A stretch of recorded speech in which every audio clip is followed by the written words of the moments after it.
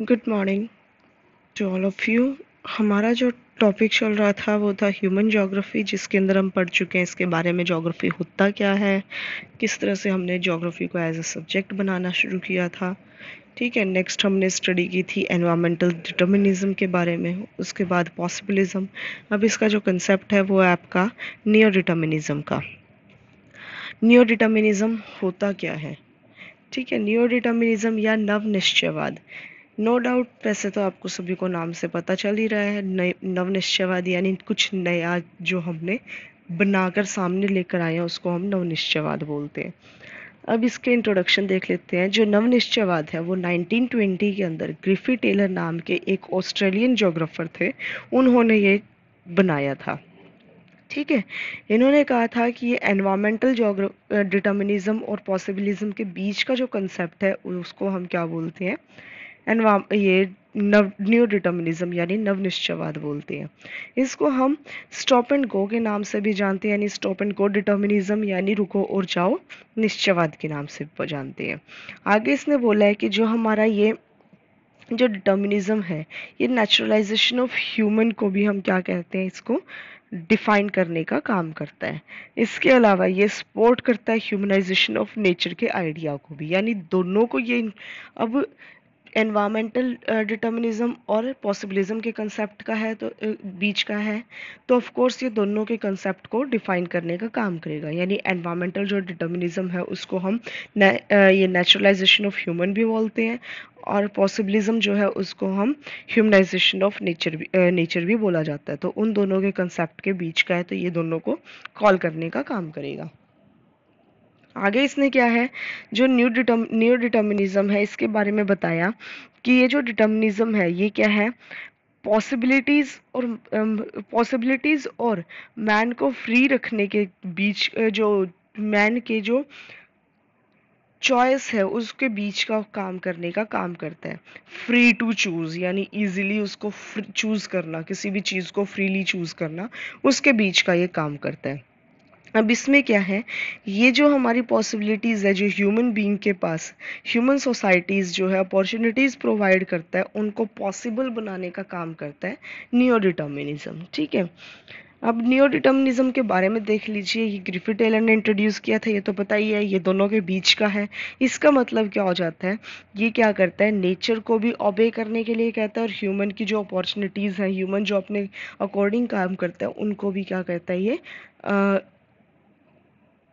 उनको भी एक तरह से ऑब्जर्व करने के लिए ये बोलता है। अब इसके अंदर ह्यूमन हो गया, पॉलिटिकल हो गया, कल्चरल, सोशल, इकोनॉमिकल, इन सभी एक्सपेक्ट्स को लेकर यहाँ पर काम किया जाता है। नेक्स्ट इसके अंदर कहा है कि जो ग्रिफिथ टेलर थे उन्होंने क्या कहा है कि इन दोनों के बीच का जो कंसेप्ट बनाने के बाद जो एक सिचुएशन लेकर आए उसमें इसने कहा कि जब एनवायरमेंटल जो ज्योग्राफी था, एनवायरमेंटल डिटर्मिनिज्म था, उस टाइम पीरियड पे हमारा क्या था, नेचर हमसे सुपीरियर थी। पॉसिबिलिज्म में क्या आया, ह्यूमन बीइंग ने अपने आप को सुपीरियर दिखाना शुरू कर दिया। यानी एक तरह से देखा जाए तो ना तो एनवायरमेंटल डिटर्मिनिज्म के बीच में कोई बैलेंस था ह्यूमंस और एनवायरनमेंट के बीच में, ना ही ह्यूमन और एनवायरनमेंट के बीच में पॉसिबिलिज्म के बीच में कोई बैलेंस आया। दोनों कंसेप्ट्स के अंदर क्या हुआ, दोनों एक दूसरे को इंफीरियर और सुपीरियर दिखाने के लिए कंपटीशन कर रहे थे। तो यहाँ पर इन्होंने क्या कहा कि जब तक ये कंपटीशन चलता रहेगा तब तक ह्यूमन बीइंग प्रॉपर फॉर्म में अपनी डेवलपमेंट नहीं कर सकता। इसीलिए ह्यूमन को क्या करना पड़ेगा, उन दोनों के बीच में बैलेंस बनाकर चलना पड़ेगा, ताकि हम प्रॉपर फॉर्म में डेवलपमेंट यहाँ पर स्टार्ट कर सके। तो इसीलिए एक नया डिटर्मिनिज्म यहाँ पर स्टार्ट किया गया, जिसको हमने क्या नाम दिया, नियो डिटर्मिनिज्म या फिर स्टॉप एंड गो डिटर्मिनिज्म। इसके अलावा इस डिटर्मिनिज्म को दो और नामों से जाना जाता है। फर्स्ट है प्रेजेंट डे डिटर्मिनिज्म और सेकेंड आता है साइंटिफिक डिटर्मिनिज्म। अब ये किस तरह से काम करता है, अब इनके नाम के अकॉर्डिंग हम बात करते हैं। जैसे इसने कहा था 1920 में इंट्रोड्यूस किया गया था, उसके बाद ही इसके ऊपर फंक्शन शुरू किए गए। तो हम आज के अकॉर्डिंग बात करते हैं। आज के अकॉर्डिंग जब हम जो भी हमारी टेक्नोलॉजी डेवलप होती है वो कौन करता है, ऑफकोर्स इसके स्पेशलिस्ट ही करते हैं। उन स्पेशलिस्ट को एज अ साइंटिस्ट भी बोला जाता है। तो जो हमारी नई टेक्नोलॉजीज आ जाएंगी वो किसकी हेल्प से डेवलप होती हैं, साइंटिस्ट की हेल्प से। तो इस वजह से आज के टाइम पे जो काम चल रहा है उसको हम क्या कहते हैं, एनवायरमेंट, ये नियो डिटर्मिनिज्म या फिर प्रेजेंट डे डिटर्मिनिज्म या फिर साइंटिफिक डिटर्मिनिज्म। ठीक है, समझ आ गया इतना। नेक्स्ट इसके अंदर कहा गया है कि जो ये डिटर्मिनिज्म है ये क्या काम करता है, दोनों के दोनों डायकोटोमीज यानी जो हमारी दोनों के दोनों जो डिटर्मिनिज्म थे एनवायरमेंटल पॉसिबिलिज्म दोनों को छोड़कर अपने अकॉर्डिंग यहाँ पर बैलेंस बनाने का काम करता है। इसके अलावा इसने एक और चीज़ बोली है कि जो हमारे नियो डिटर्मिनिज्म का जो कंसेप्ट है ये हमारा क्या करता है, एक तरह से बैलेंस बनाने के साथ साथ हमारी डेवलपमेंट में भी हमारी हेल्प करता है।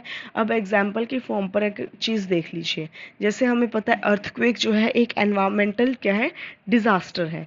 एनवायरमेंटल डिज़ास्टर है तो हमने अपनी टेक्नोलॉजीज़ के अंदर अगर हम यूज़ करते हैं तो हमने क्या किया, एक अपनी टेक्नोलॉजी यूज़ करके सिस्मोग्राफ बनाया जिसके अंदर हमने क्या लिया, एनवायरमेंट का तो कंसेप्ट लेकर चले अर्थक्वेक, बट उसको हम पहले ही डिटेक्ट करने के लिए उसकी जो वेव्स हैं उनको कैच करके हमने एक डिवाइस डेवलप किया जिससे हमें क्या कर सकते हैं, हम पहले के होने वाली चीज़ों मतलब होने वाली चीज़ों को पहले ही कंफर्म कर सकते हैं, जिसको हमने नाम दे दिया सिस्मोग्राफ। और ये जो सिस्मोग्राफ है ये किसका बेस्ट एग्जाम्पल है, नियो डिटर्मिनिज्म का।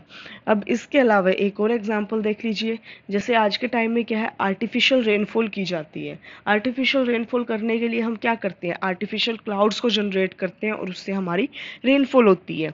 अब ये जो कंसेप्ट है, जो रेनफॉल का कंसेप्ट है ये हमने ले लिया एनवायरमेंटल डिटर्मिनिज्म से। इसके अंदर आर्टिफिशियली क्लाउड्स बनाने का जो कंसेप्ट लिया वो हमने लिया पॉसिबिलिज्म से। दोनों को मर्ज कर दिया तो हमने क्या कर दिया, एक आर्टिफिशियल रेनफॉल यहाँ पर डेवलप कर दी। तो इस तरह से जो हमारी नियो डिटर्मिनिज्म है ये दोनों के कंसेप्ट्स को लेकर चलती है। ग्रिफिथ टेलर ने इसमें कहा था कि इसके अंदर हमें क्या करना चाहिए, एनवायरनमेंट के कंसेप्ट्स को लेकर और ह्यूमन की स्किल्स को लेकर एक नई टेक्नोलॉजी डेवलप करनी चाहिए जिससे हम और ज़्यादा डेवलप भी हो सकते हैं और हमारा बैलेंस भी प्रॉपर फॉर्म में यहाँ पर डेवलप हो सकता है। तो इस तरह का जो कंसेप्ट है इस कंसेप्ट के अंदर हमें बताया गया नियो डिटर्मिनिज्म के बारे में। ठीक है, इसके अलावा नियो डिटर्मिनिज्म के जो कंसेप्ट है ये आज को और ज़्यादा, आज की जो हमारी जनरेशन है उसको और ज़्यादा डेवलप करने में हेल्प कर रही है और साथ के साथ नेचर को भी प्रोटेक्ट करने का काम कर रही है। यानी हम नेचर को भी इतना ज़्यादा हार्म नहीं पहुंचा रहे हैं और अपनी डेवलपमेंट भी प्रॉपर फॉर्म में करते जा रहे हैं और ज़्यादा बेटर फॉर्म में हम यहाँ पर करते जा रहे हैं। यह आपका कंसेप्ट था नियो डिटर्मिनिज्म का। ठीक है।